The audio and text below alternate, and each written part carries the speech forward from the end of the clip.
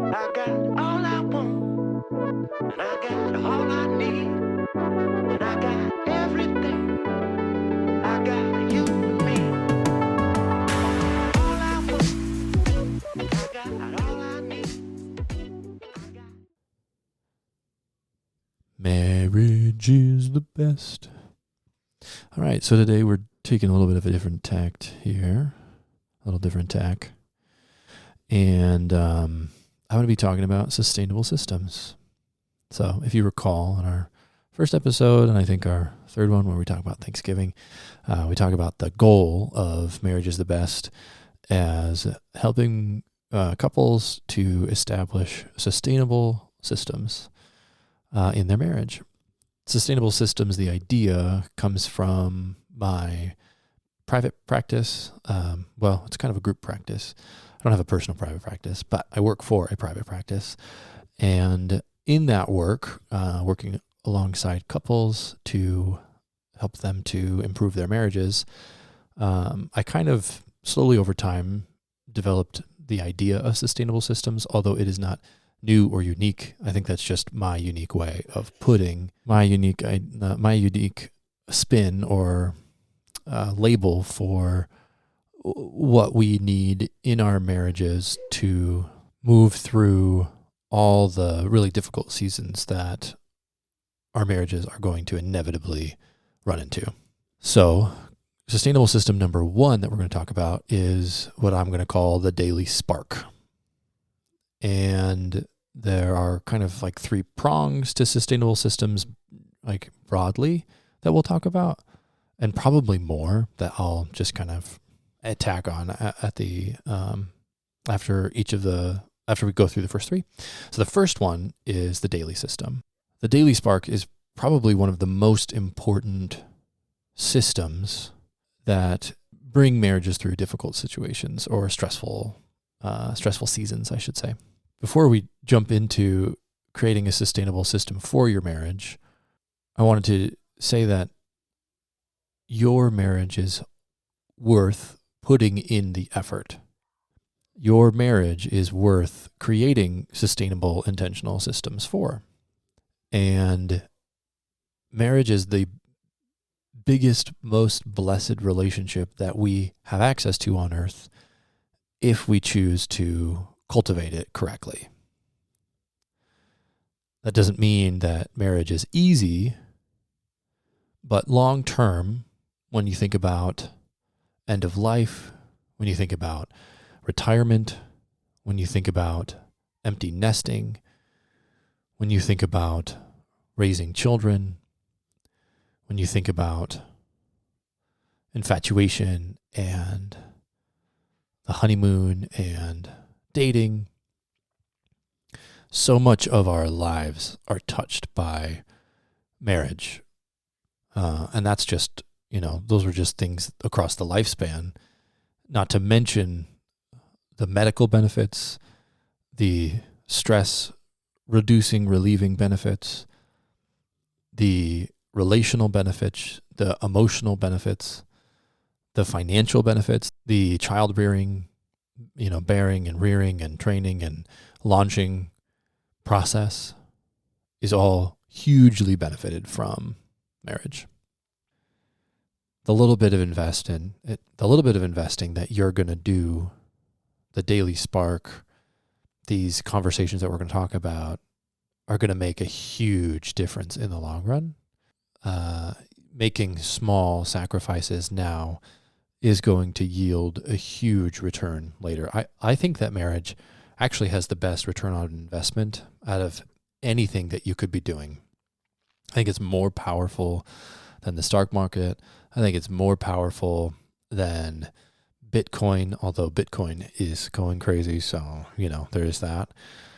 But it really is. It's one of the most powerful vehicles. It is one of the biggest returns on investment ever.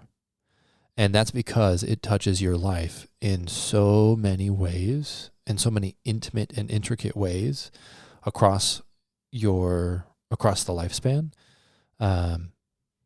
There's nothing that touches your life like your marriage will. And that's why that's why I think it is so important to establish the daily spark. That's why I think it's so important to feed your marriage, to cultivate it, to encourage it to grow into something that is beautiful and powerful, and something for your kids to look up to, and something for people in your communities to look at, and in your churches to look at, and that a strong marriage is the foundation of so many important things in our communities and culture, and that's why, that's why. I think part of the reason that I kind of not developed the idea, but kind of for myself in my own practice, kind of ran across this idea of sustainable systems is that I kept running into systems that I found were really unsustainable. Running into workaholics that were, the work was way over prioritized, and then the marriage was under prioritized, and that causing issues in, work-life balance and in the marriage, and causing a lot of stress and strain on the relationship. I would run into individuals who were overemphasizing their role as parents and putting kind of children and child rearing as kind of the forefront or the pillar for their life, as opposed to maybe prioritizing the marriage or getting the marriage into a place where in the priority list that creates sustainability. I've talked to many men who aren't prioritizing their marriage, and I've talked to many women who aren't prioritizing marriage. And I wouldn't necessarily say that pointing fingers at who's not prioritizing is very helpful. I kept running into these systems that I found, or I kept thinking, man, this is just so unsustainable. Couples who are, telling me that they've never gotten away from their children for a night. Couples that would tell me that they haven't dated in so long, and couples who really are feeling more and more like roommates over time rather than intimate life partners. And so starting with clinical observation, kind of the second step to the sustainable systems idea was immersing myself in a bunch of different resources, books, marriage classes, marriage material, all sorts of podcasts, I suppose, all sorts of different marriage resources that really pointed to not a singular point, but all kind of added their own ideas of what a sustainable system looks like. So I'll just give you a couple examples. John and Julie Gottman talk about in their book, the seven Principles for Making Marriage Work, I think is the name of it. And they talk about the love maps. And their idea of love maps is just understanding your partner's everyday world, staying up to date on the major players, the major events, the major stressors, the arch nemesis, all of the different things that are taking up space in their world. And what does it look like? And what does it sound like? And what does it feel like? So updating your love map and how important that is in how to improve your marriage without talking about it. They talk about how it's really the connection that is missing when your communication is breaking down. So again, going back to this idea of sustainable systems, how to improve your marriage without talking about it says, and I'm paraphrasing, that working on feeling connected and being connected is more important than working on your communication.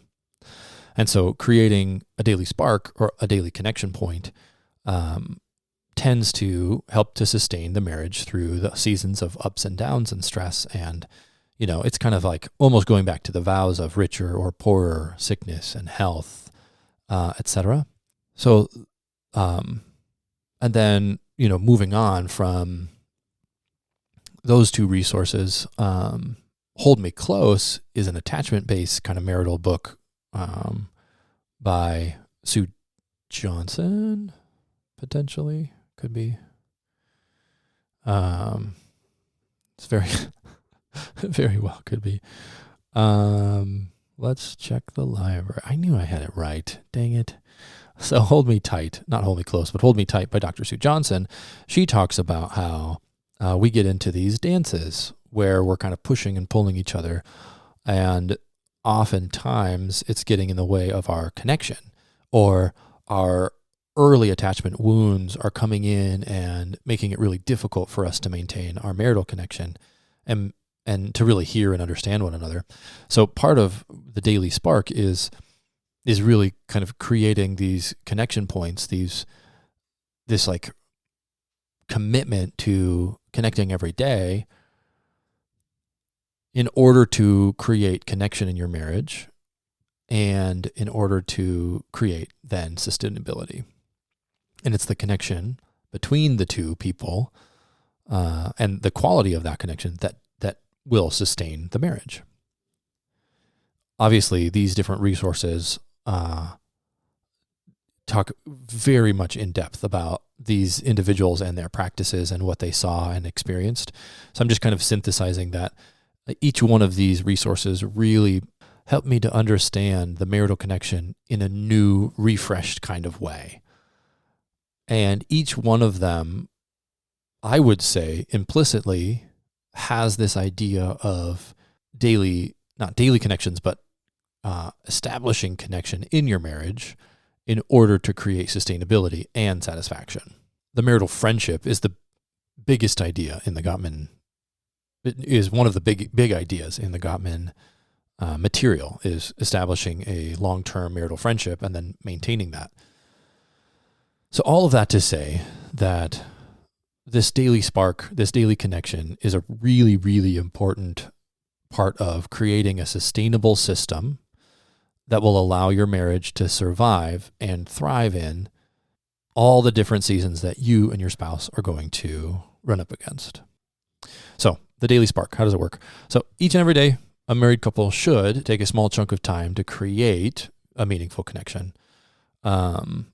That can be done by sharing information, sharing a bit of time, enjoying an activity together. And Becca and I have had this look so many different ways. There's been, probably hundreds of different iterations in our 10 years that we have done this. Some more effective than others and some more fruitful than others. For example, we spent probably the better part of a year watching Korean dramas together and loving them and talking about them and sharing them and, just kind of sitting on the couch and looking over at each other at how sweet these wonderful people were together. Yes. So Korean dramas are the bomb. And if you're going to start with one, start with Crash Landing on You, because it's the best. And other, we've tried to play board games, hit or miss throughout that, but we definitely have played games here and there throughout the course of our marriage. We've attempted to read books, and we've read books out loud to one another.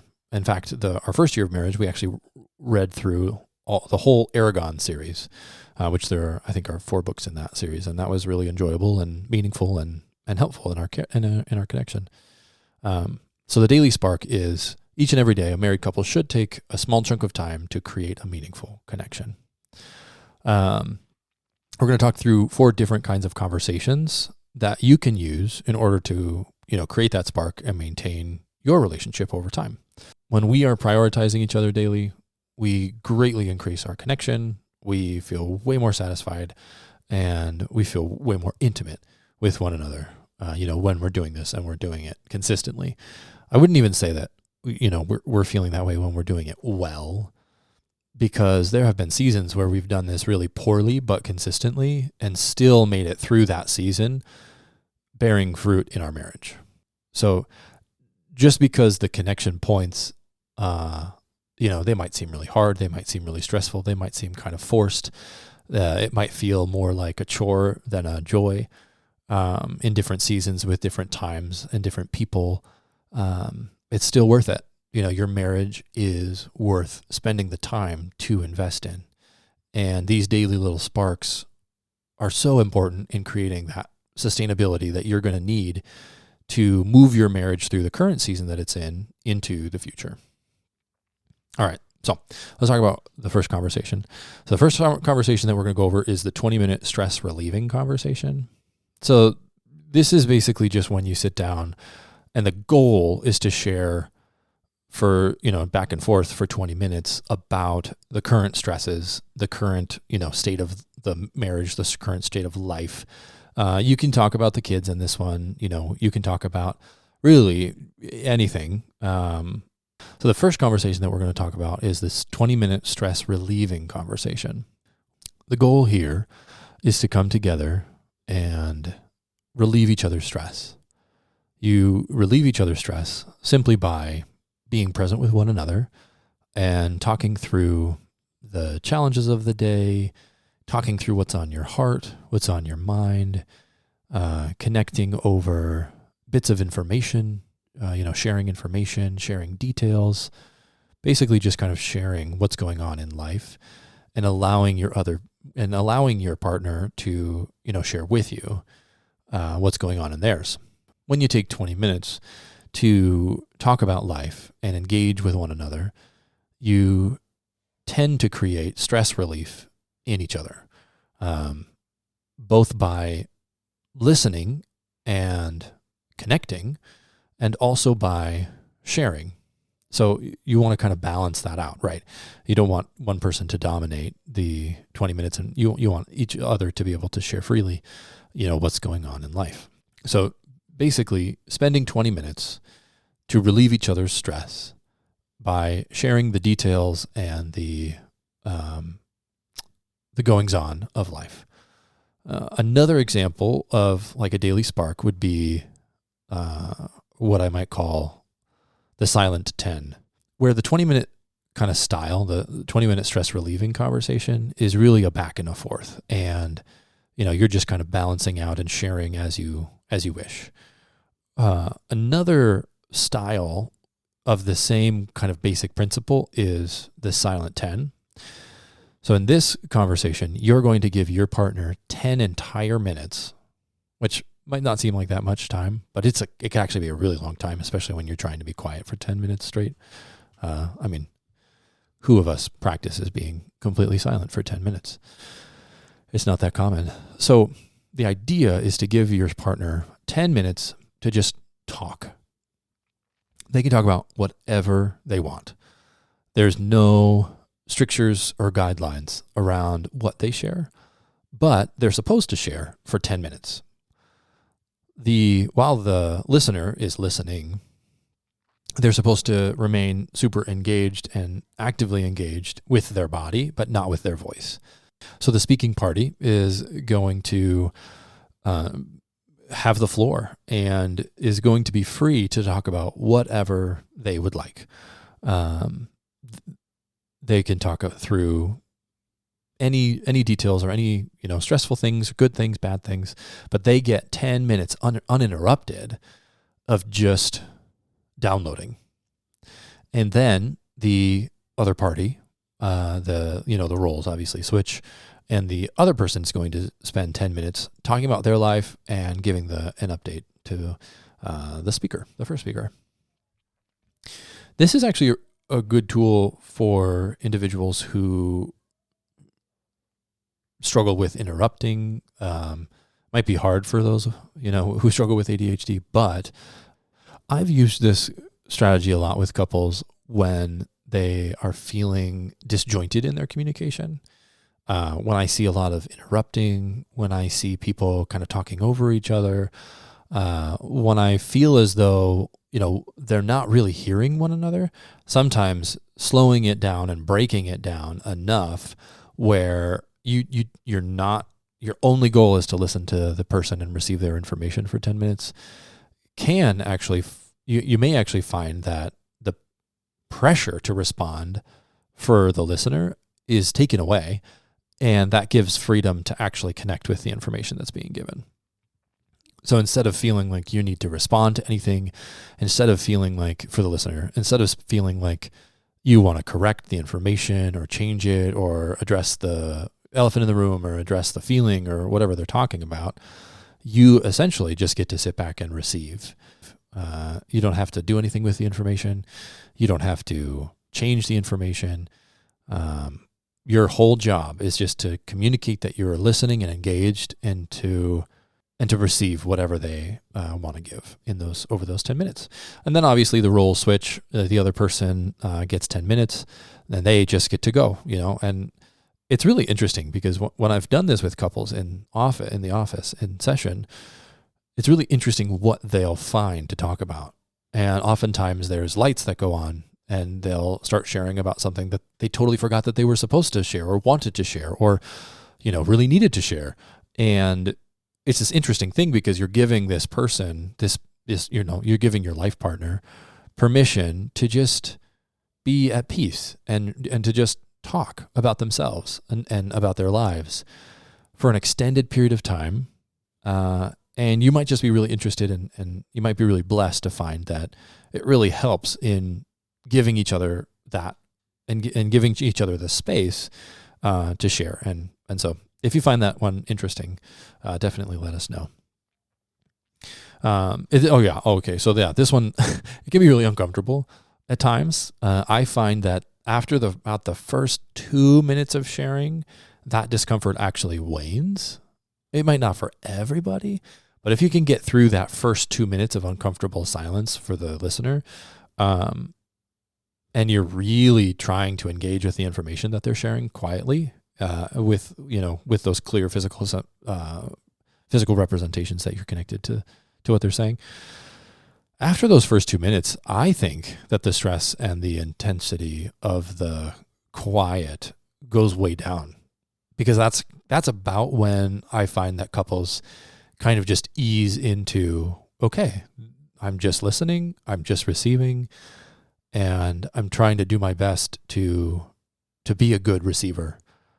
I think that the more that you use the silent 10, the less you need it, because the silent 10 is really kind of a pregame to more effective 20-minute stress relieving conversations where there is that back and forth. But if you're really struggling in feeling heard and understood, trying it this way can really help to open the doors to feeling more heard and understood. Because as a speaker, especially if the person is really engaged with the information, having someone really truly listen to you for 10 minutes is really powerful. So try that one out. The next one that we're going to go on to is called the Imago Dialogue. So this one comes from another resource called Getting the Love You Want, and it's Harville and Helen, Harville Hendricks and Helen last name. We'll get that in post. But so Harville and Helen, they talk through this idea of the imago. I'm not going to try and pretend like I understand the imago fully. I've had my mentor explain it to me a few different times.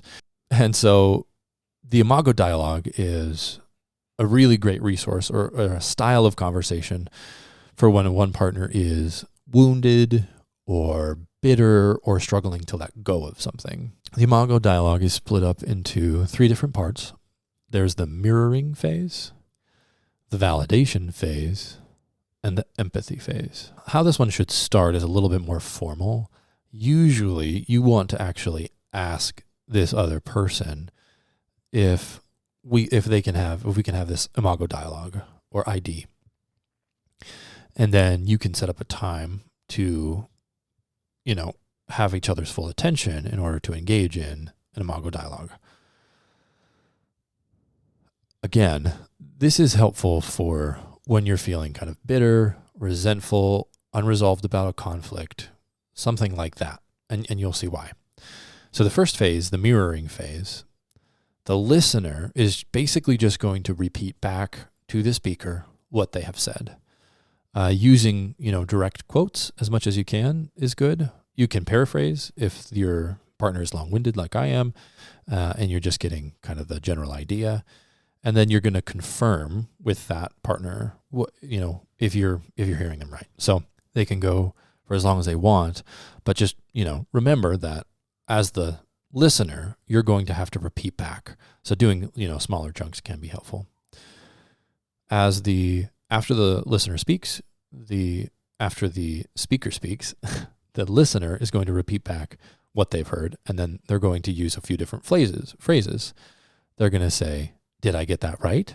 And then they're going to say, is there more? So during this mirroring phase, the idea is simply to receive the information as the listener and to repeat back as accurately as you can. Now, oftentimes in session, I find that people just say no to the question, is there more? And I want to point out here that is there more is a key ingredient in the mirroring phase. Because if you're going to communicate clearly to your partner that they matter and what they're saying matters, then giving them permission to continue or clarify, giving them permission to really fully explore is going to help the bitterness, the resentment, the difficulty that they're struggling with to come to a place of healing and resolution. And as the speaker, you want to give the most full picture of the thing that you're struggling with that you possibly can. One caveat to the Imago dialogue is that this is used for a single instance or hurt or struggle, not a series of hurts or struggles. It's best if taken just one specific issue at a time. Otherwise, it's much less effective. So after this mirroring, right, is that right? Is there more? Those are the first two phrases that the listener needs to know. Is that right? And is there more? Next, once the speaker feels completely heard and has given all the information, you move on to the validation. So the goal here is to find points of agreement and to express understanding. So the listener is going to acknowledge that the thoughts, the feelings, the information that was shared makes sense. Now, again, the listener is not there to say, I fully agree with everything that you're saying. And sometimes that can be hard. Sometimes that can be a sticking point for couples, is that, well, what if I saw it differently? What if my intentions were were misunderstood? The idea here, the tool, is validation. And in order for it to be effective, we can't bring in our correction. You can't be correcting your partner. Really, in these daily sparks, generally, correction or criticism really doesn't find any place there. Correction and criticism really undermine that daily spark. It's kind of like throwing a bunch of water on it, really. So the validating phase is all about, that makes sense. I can see how you would feel that way. Let me think of the other phrase during validation. It makes sense that you would feel that way when this is going on. I understand that. So the phrases in the validation phase that are most important is, that makes sense. It makes sense that. I can see how you would feel that way. Things like that. So in the mirroring phase, you're heard and understood. In the validating phase, you're validated and encouraged that your perspective makes sense, that your thoughts and feelings and what's going on within that, issue that you're carrying, it makes sense that you'd be feeling that way. So then we move into empathy. So empathy is a good tool in this specific context, where the listener, again, expresses emotional connection to what the speaker is saying. And one word that you could think of is like, you're going to kind of take a guess. You're going to take a gander at what you think that this person might be feeling. your life partner, your spouse might be feeling. I imagine that might feel. I imagine that understanding the information that you gave me and the validity in that information, I would imagine that would make you feel this way. You're going to venture a humble, thoughtful guess,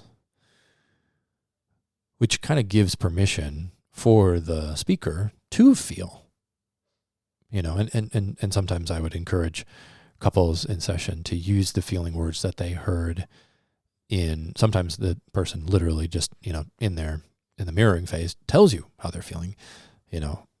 I would imagine that would make you feel really upset that I chose to engage in that manner. And then you can issue an apology. And I'm so sorry that I made you feel that way. And I'm so sorry that didn't work out the way that it could have. So you're going to express the empathy, and then you're going to express an apology. So yeah, the imago dialogue can be really, really impactful. It can be really freeing when you finally have you take that bitter root that is, growing down into the foundation of your marriage, and you're able to acknowledge it. You're able to help your partner to understand where it's coming from, and you're going to validate it. You're going to empathize with it. And that root tends to become so much sweeter and more resolved and more healed. And really, I think that couples oftentimes, when it's done well, leave an imago dialogue feeling so much more deeply connected as a result of, taking those hard conversations and moving through them in this way. So there are some guidelines to these conversations. We've already actually touched on one. So no criticism obviously is one. Don't make any negative comments. You're not seeking to change or fix the info or the other person, their feelings or what's going on, and that's for all three of these conversations. That's the case. So for this 20-minute stress relieving conversation, you're not really seeking to change or fix or criticize, or it's really more about, sharing and connecting instead of changing or criticizing. I would say that having no phones on, unless for the purpose of sharing like a funny meme or a connection and agreed upon by the other person, is really important. So if one person says, I feel really disconnected when you have your phone out and we're trying to make these sparks happen, I would say that obviously there should be no phones present. And then no using the guidelines against each other. So, obviously, this one actually comes from practice, because oftentimes I will, make a suggestion in some of these daily conversations and daily connections. And then sometimes people will come back and say, yeah, we tried it. And then they said, Peter said it this way, and this is how it's supposed to be, or this is how it's supposed to look. And that's really, again, undermining the purpose of it. If the other party, if you as one of the parties in this dynamic are not willing to engage in these conversations, then we have obviously bigger fish to fry, bigger issues that we're going to be running into. So no using the guidelines against each other. And then obviously the fourth and most important guideline is to practice active listening skills. Eye contact, your body language should show that you're engaged. You can sit across from each other and engage that way. The reason that there are any kind of guidelines in creating the daily spark or creating these daily connections is that when you criticize or are negative or are using your phone or are using a guideline against each other by, to attack each other, or you're not practicing active listening skills, you kind of undermine the tool that you're attempting to work on. You're undermining the tool. You're basically taking this thing that's supposed to create daily connection and daily spark, and you are high risk for actually creating more tension and friction the other way, feeling more disconnected, because here we are trying to do this thing, and I'm only receiving, criticism or negativity, or, they're just trying to change or fix it. And instead of feeling connected and sparky and satisfied with the marriage, you can actually end up doing the opposite. So that's why those guidelines are really important. And if you're trying these things and the guidelines keep being broken, that might be a good that might be a good signal to maybe go seek some help. Getting some marriage counseling can help you to update some of these patterns and cycles. If you're not able to engage in these kinds of conversations, it may be a sign that something deeper is going on. And so instead of just kind of trying and not getting any further, especially if you've been trying for a while and it's not getting better, not the first time, obviously. But if it's not getting better over time, then it might just be a sign that you would benefit from some extra help. Just like we, get extra help for all sorts of different things in our lives. Marriage is no different. And going and speaking with a qualified expert in the field, in your area, and, getting screened properly and walking this journey with someone whose primary goal is to see the both of you and see the thing in between you and help you to see the thing in between you, your marriage, and help you to work on it and make it healthy and better. That can be a really helpful, powerful thing to do. So if you're trying really hard and you're both giving it some good effort and you're not seeing that these things are beneficial to you, maybe go and seek some help. That could be another good option. So yeah, that's the Daily Spark. It really doesn't take a whole lot of time invested day to day to make a huge difference in your marriage and to your spouse.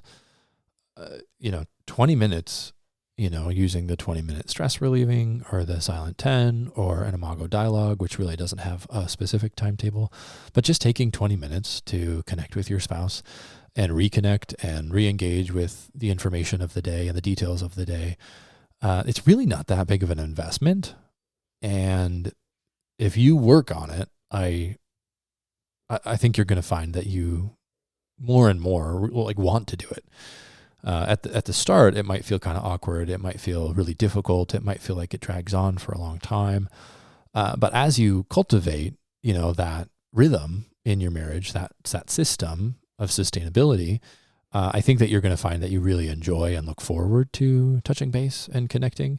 I think that you're going to find that the fruit of it thereafter is that you feel way more satisfied. You don't feel like a roommate. You feel like you really know and are known by your partner. You feel like you can walk through the difficult conversations and the difficult moments of life and be supported and feel supportive of this person. Yeah, I mean, when you're attending to your spouse every day, life feels more, intimate. It feels more connected. It feels more satisfying. It's, it'll bless your intimate life together. When the two parts of the couple are feeling those things. So early on in our marriage, I struggled, I think, to feel like it was going to make any difference. Sometimes I felt like my wife's tank was insatiable. Like I could sit down and talk to her all day long, every day, and it wouldn't make a bit of difference.